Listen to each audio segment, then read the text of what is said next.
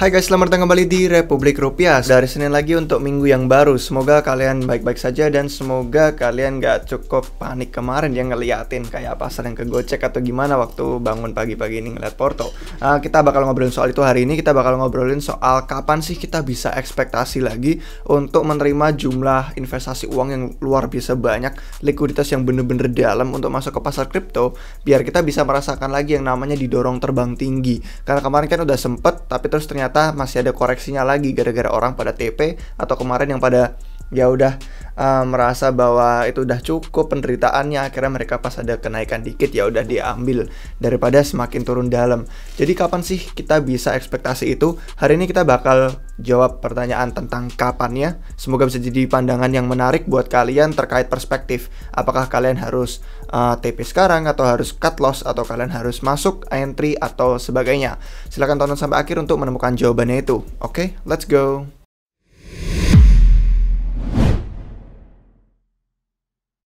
Baik guys, jadi untuk poin yang pertama kita mau ngobrolin dari soal sumber duitnya dulu. Kalau misalkan kita mau mengharapkan jumlah investasi yang luar biasa banyak, yang benar-benar bikin pasar kripto likuiditasnya dalam sampai bisa didorong tinggi dan kita bisa aset yang kita investasi ini tuh terbang biar kita ngerasain cuannya, kan pasti kita harus tahu dong sumbernya duit dari mana. Sumber duit dari mana itu tentu dari beberapa ekonomi yang besar juga yang mampu untuk bisa menspekulasikan uang mereka. Jadi kita bisa mulai dari beberapa negara besar tersebut kayak Amerika Serikat dan Eropa. Itu tentunya dua yang akan kami bahas hari ini terkait situasi mereka. Apakah mereka mampu untuk memberikan sedemikian besarnya uang atau tidak dalam beberapa bulan mendatang, atau mungkin kita harus nunggu tahun depan lagi baru bisa bener-bener ngerasain itu. Oke, untuk yang pertama ada beberapa hal yang perlu kita perhatikan. Salah satunya adalah Jackson Hole Symposium.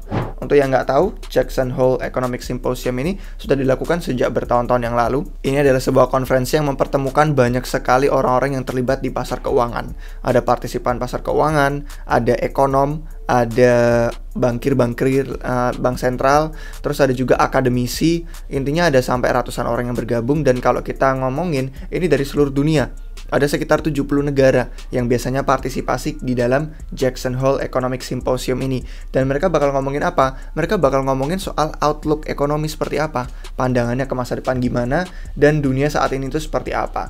Kalau misalkan kalian lihat tentang simposium ini, sudah ada banyak selama bertahun-tahun sebelumnya, dan tulisan-tulisan mereka, riset mereka semua juga tersedia secara online yang bisa kalian baca sendiri di sini di websitenya kansascityfed.org karena akan dilakukan di sana. Jadi itu untuk tanggal 25-27 Agustus. Jadi kebetulan pas barengan banget sama yang Coinvest gitu kan, tanggal 25-26 Agustus. Kalau misalkan kalian datang, itu di harinya, tapi ya harinya mereka sih. Untuk time zone-nya kita kan pasti agak beda lagi.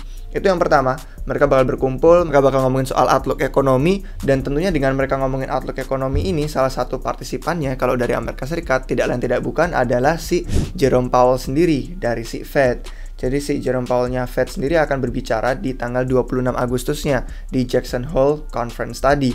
Dan sebenarnya ya yang menarik itu, kalau misalkan kita bisa mendengarkan hal yang positif dari dia. Tentu apapun yang muncul yang merupakan sentimen positif, itu bisa rada ngelift market sedikit gitu kan. Meskipun mungkin bukan merupakan hal yang bisa sustain untuk jangka panjang, kita terbang tinggi, tapi setidaknya ngelift pasar secara dikit. Jadi kalau misalkan ada yang scalping, atau kayak yang trading jangka pendek, itu bisa merasakan keuntungannya dalam jangka waktu tersebut, meskipun volatilitasnya pun bahaya banget karena kita nggak pernah tahu kapannya, dan time zone yang berbeda juga dengan meetingnya mereka di sana dan time zone kita di sini di Indonesia. Tapi kalau misalkan ada pembicaraan yang positif dari Powell selama di Jackson Hole Symposium tadi, pasti itu akan sedikit menarik untuk diperhatikan.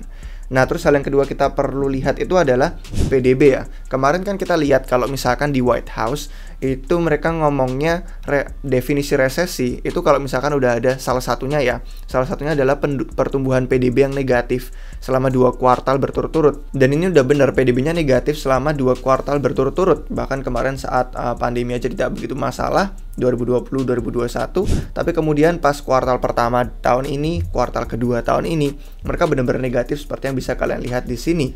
Nah, kalau misalkan kita melihat itu, pasti kan alasannya itu ya udah, ini udah masuk ke resesi. Kalau ngikutin dari definisinya mereka. Tapi ternyata mereka akan melakukan revisi lagi terkait angkanya. Dan kalau misalkan ternyata sedikit rada lebih positif, nggak senegatif yang kita kira, pasti itu juga ada salah satu hal yang bisa ngelift market. untuk bisa merasakan oke, sedikit relief, sedikit gerakan harga positif yang bikin kita lega. Nah, tapi misalkan gitu pun kemarin ya sempat diremehkan sama White House gitu kan. Kalau misalkan kita ngelihat di websitenya RR, di republikrupiah.com, itu di rangkuman pasar pas tanggal 7 Agustus kemarin kami udah bilang White House itu sempat mencuri pusat perhatian. Kenapa? Karena mereka ngubah tulisan yang ada di situsnya White House. Dan tulisannya itu ada screenshotnya di sini. Mereka benar-benar mengubah definisi resesi gara-gara kemarin negatif, terus mereka berusaha untuk meremehkan kayak tenang aja guys, kita nggak resesi kok. Berusaha kayak hal yang sebenarnya mereka kemarin anggap sebuah resesi, terus mereka berusaha alihkan gitu kan. Mereka ngomongnya gini, kayak nggak masalah karena ada bukti-bukti bahwa Amerika Serikat sedang tidak mengalami resesi. Contohnya ada pasar yang positif, kayak pasar buruh mereka, pembelanjaan konsumen bisnis, produksi industri, dan penghasilan, semuanya itu tidak sedang ada dalam resesi. Jadi akhirnya mereka berargumen kalau ekonominya tuh baik-baik aja, everything is just fine, kayak nggak ada masalah. Ngapain kok pusing, ngapain bingung gitu kan. Kita nggak perlu panik, kita nggak perlu punya sentimen negatif. Cuman akhirnya jadi masuk ke dalam drama itu White House karena sampai definisi resesinya diubah. Nah, nanti coba kita lihat ya revisi PDB-nya angkanya apakah jadi lebih positif atau tetap negatif, karena biasanya kadang mereka ada revisi. Misalkan ini yang kuartal kedua udah keluar, ada revisi pertama kadang. Estimasi kan, karena itu merupakan estimasi dan melibatkan banyak industri, banyak sektor di satu negara yang besar banget Amerika itu. Jadi kalau ada yang sedikit positif ya pasti akan nge-lift sedikit juga untuk market. Oke, untuk yang berikutnya lagi itu kalau misalkan kita ngelihat ya, ada resesi, ngomongin dari tadi resesi, itu salah satunya adalah dari segi pasar perumahan sih. Pasar real estate dan properti, itu ternyata ada bukti-bukti bahwa mereka sudah memasuki resesi. Salah satu perusahaan yang besar kayak PricewaterhouseCoopers itu juga melakukan survei kemarin bahwa ternyata banyak, bisa dibilang kayak setengah dari perusahaan itu udah ada rencana untuk nge-PHK-in orang-orang. Dan terus kalau dari segi industri perumahan pun, real estate dan properti, home sales itu sampai jatuh hampir 6% di bulan Juli. Karena menurut CNBC di sini bilangnya pasar housing itu benar-benar slide masuk ke dalam resesi. Jadi ini dari segi bukti-bukti lain bahwa ternyata kita memang sudah menghadapi hal itu. Dan meskipun ya tadi dibilang sama White House, wah pasar buruh kita aman, kita unemployment juga rendah, penganggurannya rendah. Jadi kayak kadang kita perlu bertanya, apakah itu bisa bertahan jangka panjang? Karena ada bukti-bukti lain yang dari beberapa ekonom bilang gitu kan, bahwa ternyata itu nggak bertahan jangka panjang. Itu sudah ada kayak rada sampai di titik di mana mereka akan berubah. Misalkan sekarang pengangguran rendah bisa kayak jadi tinggi karena orang-orang di PHK, dan ada beberapa hal lain kayak yang home salesnya juga jatuh masuk ke resesi. Jadi kita lihat ya dari 12 sisi ya, dari positifnya, negatifnya, dan dari pro-nya seperti apa dan kontranya seperti apa. Terus kalau kita beralih ke Eropa, di Eropa pun juga nggak sama baiknya kondisi mereka. Selain dari kayak inflasi yang tinggi-tinggian, kayak di Prancis bener-bener inflasinya gila. Terus di London, di UK juga sama. Kayak pas sebelum pandemi mereka misalkan perlu membayar biaya sekitar 1.200-an gitu kan euro untuk bisa mereka memasok energi. Sekarang itu sudah sampai 4.000-an ke atas, jadi udah kayak 4 kali lipatnya. Terus apalagi sekarang kita kan tahu dengan konflik yang ada di Rusia Ukraina, mereka salah satu pemasok energi yang paling besar ke Eropa. Nah, mereka udah memotong itu. Nah, kalau misalkan kita ngeliat di sini ada jalur pipa pipeline yang namanya Nord Stream yang pertama, Nord Stream 1. Yang Nord Stream 1 pipeline itu dari Rusia udah dipotong. Jadi udah nggak ada pasokan energi dari sana untuk masuk ke Jerman, salah satu ekonomi yang besar di Eropa. Jadi kalau misalkan ya kita kan melihat ini sudah menjelang, mereka kan di belahan bumi utara, udah menjelang musim dingin. Nah, kalau musim dingin mereka tentu jauh lebih membutuhkan energi daripada di musim-musim yang biasanya. Nah, itu menjadi sebuah krisis yang benar-benar makin parah karena menjelang musim dingin energi dibutuhkan tapi malah pasokan energi dari Rusia dipotong. Terus akhirnya Nord Stream pipeline-nya ini juga ya di-cut gitu kan.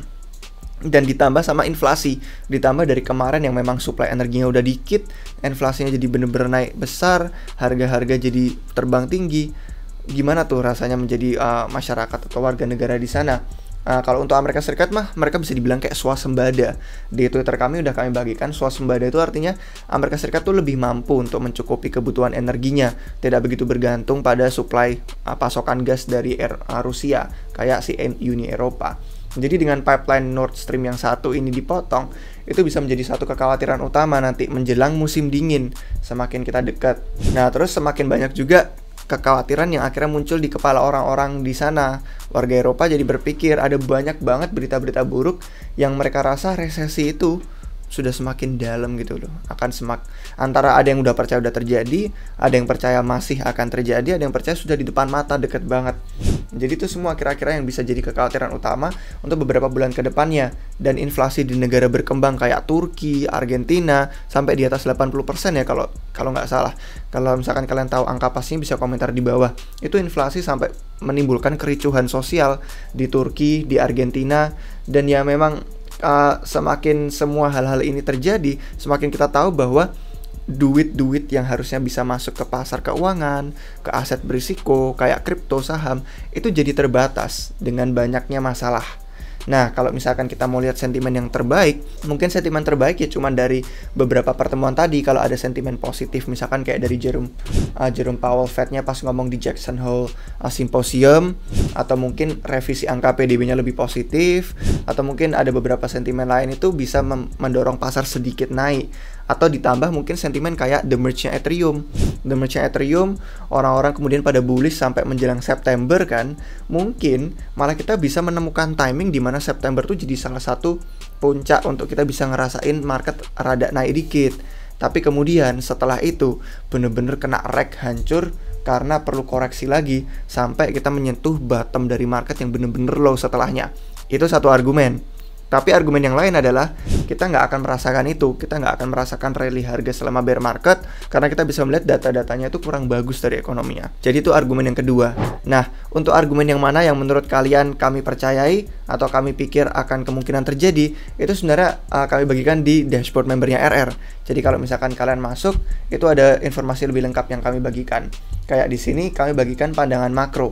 Pandangan makro saat ini itu kami bagikan, dan di sini kita bilang akan membagikan gambaran makro utama yang paling terkini, dan kami menyajikan pandangan ekspektasi sisa tahun 2022 kayak apa dan ekspektasi untuk menuju tahun 2023 kayak apa. Kalau mau tahu lebih lanjut, kalian bisa gabung jadi anggota RR, atau kalau udah jadi anggota RR, kalian bisa langsung buka di sini untuk pandangan makronya seperti apa. Jadi ada dua argumen guys, antara kita mau rally harga, mungkin kalau selama September kita bisa bilang itu rally harga bear market, kecuali data berkata sebaliknya, atau mungkin kita perlu menunggu untuk sampai tahun depan. Itu dua argumennya yang bisa kita lihat tentang kapan kita bisa ekspektasi tuh uang masuk. Setidaknya itu perspektif yang bisa kita lihat ya, perspektif terkait ekonomi dunia. Tapi ada satu hal yang perlu kita perhatikan untuk menjadi positif. Kemarin waktu di konferensi ekonomi dunia di WEF, World Economic Forum, ada beberapa orang yang bilang kayak ini bukan waktunya untuk jadi pesimis. Banyak banget orang-orang yang memprediksikan kayak dunia kiamat gitu kan. Ada banyak banget orang-orang yang waktu di tahun 60-an ada krisis populasi berlebihan, diprediksi kayak gitu. Tahun 70-an dibilang ada kelaparan massa. Terus di tahun 90-an akhir dari minyak gitu kan. Kayak selalu ada yang namanya orang-orang yang negatif, pesimis, terus berpandangan bahwa dunia itu nggak jadi lebih baik dan akan segera kiamat. Tapi justru orang-orang yang merasa seperti itu akhirnya tidak berinovasi. Nah, kalau orang yang positif merasa bahwa dunia itu bisa jadi lebih baik, akhirnya mereka jadi berinovasi. Dan menurut kami itulah yang menarik dari aset kripto dan teknologi blockchain, yang banyak sekali gerakan-gerakan mereka berusaha untuk menyelesaikan masalah-masalah yang ada di dunia saat ini. Entah itu dari segi keuangan tradisionalnya, entah dari segi privasinya, entah dari segi transparansi, dari segi efisiensi. Semua itu banyak yang sedang berusaha dikerjakan. Dan menurut kami, kalau kalian sudah percaya dengan tesisnya dari kripto dan teknologi blockchain, entry di saat seperti ini pun, di saat pasar lumayan koreksi dalam, tentunya dengan menggunakan DCA, itu udah lumayan bagus gitu loh untuk bisa mendapatkan aset yang blue chip yang bagus. Nah, di saat bawah seperti ini. Kalau mau tahu lebih lanjut, kalian bisa nonton di video Q&A kita kemarin di hari Sabtu, ngomongin soal top dan bottom pasar. Gimana tuh pelajarannya dari siklus sebelumnya. Semoga video kali ini bisa membantu kalian dan semoga bisa bermanfaat. Terima kasih untuk yang sudah nonton sampai akhir. Kalau kalian suka, silahkan kasih jempolnya. Jangan lupa juga subscribe biar nggak ketinggalan video terbaru dari kami untuk yang berikutnya. Terima kasih untuk kalian semua yang sudah nonton sampai akhir. Sampai jumpa di video yang berikutnya. Cheers! Hai guys, Jangan berhenti sekarang. Kalau kalian baru di dunia kripto atau udah berpengalaman tapi masih mau mendalami dunia kripto, kami punya bantuan dan informasi yang bisa kalian temukan dengan menjadi anggota Republik Rupiah. Nah, dengan menjadi anggota RR, kalian akan mendapatkan rangkuman dan komentar pasar, update portofolio tim RR, kemudian riset koin dan token kripto, peluang airdrop, ICO, DeFi, dan NFT, ada video tutorial dan kursus, serta akses ke perpustakaan dan alat riset kami. Nah, kalian dapat menemukan semua harga dan informasi untuk link pendaftaran di deskripsi video di bawah ini. Nah, di website republikrupiah.com kami juga punya artikel berita gratis, blog gratis, dan link ke semua video YouTube kami. Di sana kalian juga bisa temukan merchandise yang kami jual, yang biasanya dipakai sama David itu. Nah, perlu diingat bahwa setiap konten yang kami buat bertujuan untuk edukasi dan juga hiburan. Jadi buat kalian yang membutuhkan saran investasi maupun nasihat keuangan, silahkan hubungi seseorang penasehat keuangan. Sampai jumpa di episode selanjutnya. Bye!